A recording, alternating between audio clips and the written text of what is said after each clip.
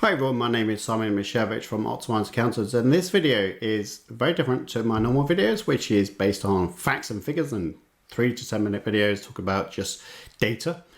This is a video talking about my decision not to move to the United States, but actually move to Spain from the United Kingdom. Now, there are a triangle effect here. Which country is best? United Kingdom, US and Spain. And I'm sure I would love to hear your comments, so please do type in your comments. If you've moved between those countries, which one you really like the most? So you might have moved from the United Kingdom to Spain or the US. Which one do you now like? Equally, if you're an American, move to UK, Spain, likewise, just drop in your comments and give me your thoughts. But here are a couple of my thoughts that I think I should share with you. And one of the big things was distance from friends and family. Now, when we're in Spain, the journey to the UK, back to the UK, is 2.5 hours, maybe 3 hours if I'm adding a bit of journey time as well. Now, the distance to the United States, however, is, well, you've got to plan that journey, which can take longer, or the Spanish airport to the UK, you can get tickets pretty much the next day or 2 days away. When it comes to the US, it's not so easy. Not saying it's difficult, I'm just saying it's not as quick. It's very expensive, I have to say. So if you want a quick hop on a plane back to the UK from Spain, maybe a couple of £100 and you're done. Moving from the UK to America, well, that's getting into thousands of pounds. Nearly 5 to 10,000 for a family. So distance from family, friends was a major factor. And we have a young son, so really moving to the United States. Compared to Spain, if something happened to myself or Louise, then really we could have someone jet over to Spain in a couple of hours. I'm not saying it's the same day, but certainly the next day. It's a couple of hours journey for them, so it's not a great inconvenience. Yes, it's an inconvenience, of course, and it would never be a nice thing. But they could pick up our son quite easily. From the United States, wow, that's not so easy. They've got to now try and get over to the US, have someone pretty much get back from the US to the UK as a child, not so easy. So things like distance from friends, family, what should happen to us, what should happen to our son, really was a major factor in contribution towards moving to Spain rather than the US. And again, you may have different reasons. If you're single, really, does that matter? If you go to the US, you are just, it's up to you what happens in life, and whatever happens, it's just you. You don't need to think about anyone else. But when you're a family member like myself, then you have to think about what happens to your parent, because my mum comes here quite a lot in Spain. She couldn't do that in the US. So really, as she gets older, that's really a tough thing to do. As my son gets older and he talks about the UK so much, I rather suspect he'll go back to the UK. It's not so hard for us to go from Spain to the UK to see him, or vice versa. But the US, it would be substantially.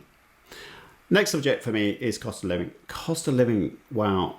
The US, to buy a loaf of bread, pint of milk, it's like $3-4 now, which is insane in terms of, and I'm talking about Florida, by the way. So, but the cost of living in America is so much more. You've got insurance, medical insurance, you've got home insurance. Those things alone could rack up quite easily to $1,000 to $2,000 per month. In Spain, we're talking maybe $2,000-3,000 a year.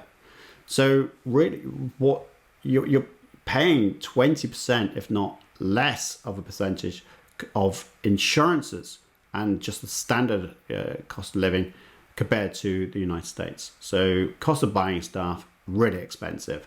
Cost of insuring your home, your life, medical, is so much more expensive in the United States than it is in the Spanish region. And that I can understand now why people get paid so much more money in the United States, which is another good reason why you should start a business in the US or have US customers and work remotely, because it's going to be significantly cheaper for American business owners hiring you potentially. But you need to earn substantially much more money in the United States than you do in Spain, UK, just to survive. And I know people say in the United Kingdom, oh, it's hard going. And I'm not going to dismiss it, but you try living in America. If you want to go to, you have an accident and you don't have insurance, then the ambulance ride to the hospital, which is just down the road maybe, will cost you between $2,500 to $5,000. A stitch, one stitch will cost you $500.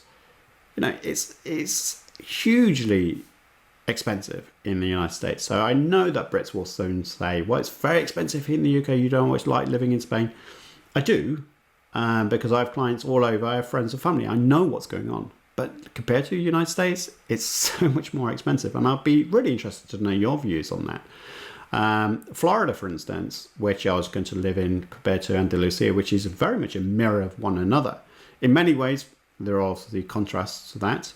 But the insurance on a home would have cost getting on towards $1,000 per month just to insure your home because of all the floods, the hurricanes and whatever else. In Spain, nowhere near that money, nowhere near. The one downside to Spain compared to the US is roads. Boy, I love the American road system, right? You have 4 lanes, you have big kind of lanes for each. In Spain, it's windy roads, very tiny roads.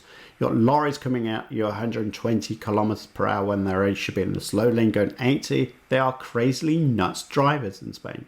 Now, in America, where I was going to be, New York would be the same, right? So no doubt. But Andalusia is meant to be a retirement place, and yet they still drive like crazy.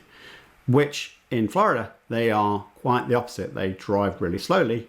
Not saying that's a good thing or a bad thing. I'm just saying they drive much slowly and actually causes just as many accidents. But it's not at the frightening pace that they go at Andalusia. Plus, they're tiny, tiny roads, which is just stupid and crazy. For the amount of homes that they have in Andalusia, the road system is garbage compared to the US. The other side to it is things to do. Now, we have a son. We also like to do different things. Now, if you're into architecture, museums, always eating out, drinking out, you've got it made in Andalusia. No doubt about that.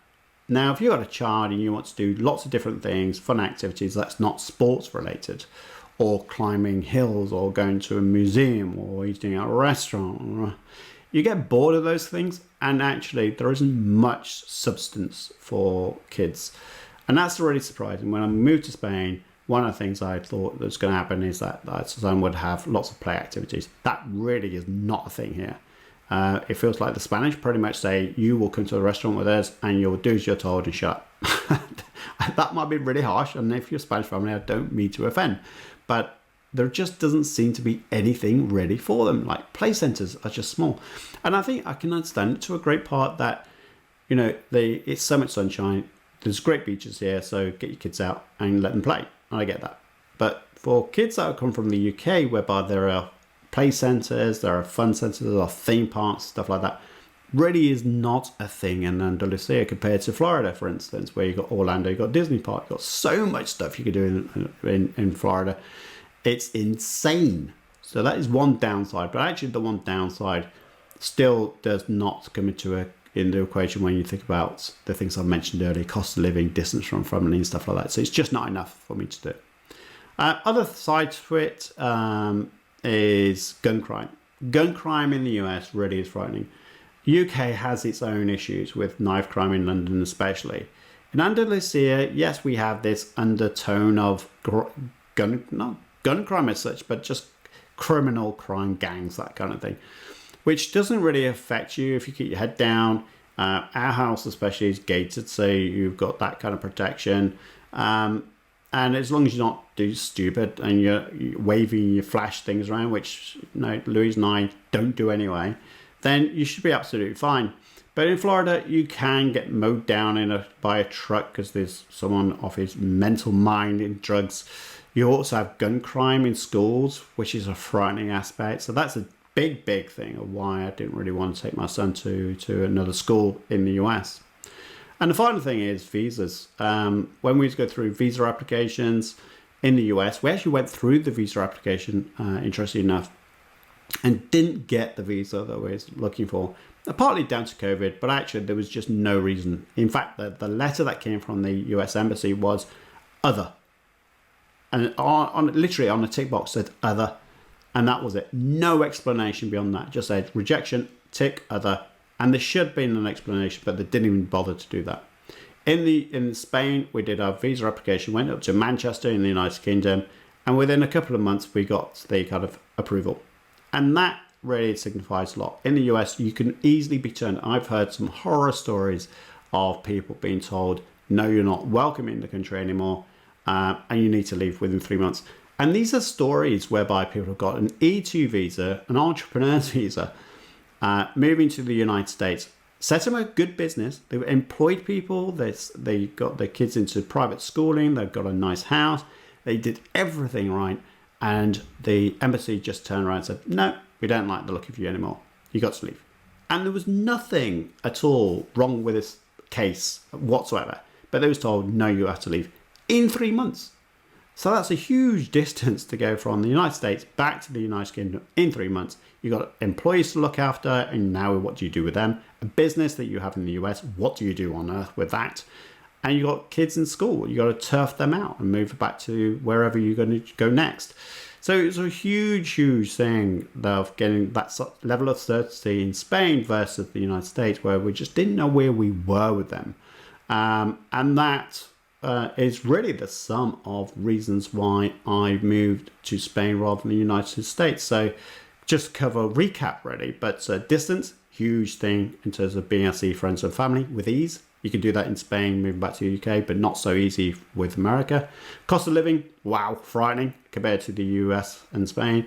I would say it's easily 5 times more expensive to have just as normal day-to-day budgeting for your living, food, insurance, heating, that kind of thing, from America, especially in Florida, compared to Andalusia in Spain. Sunshine in Florida and Andalusia, pretty much the same, so no big difference there. Gun crime and lack of certainty with visas. But other than that, there's not much difference, is there? So really, I'd like to get your views of if you've moved from one country to another, what was your expectations and what really happened when you got there? It'd be really fascinating to get your views. And equally, if you've got any questions about my journey, more than happy to answer those. And I'll do maybe another show like this or a video like this. And I'll elaborate on some of the finer points that you would like to discuss. Equally, if you've got some other subjects you would like me to do this more informal way of communication through YouTube or TikTok, whatever it might be, I'm more than happy to do that. So feel free to drop in your comments, your questions, and I'll see you in the next video.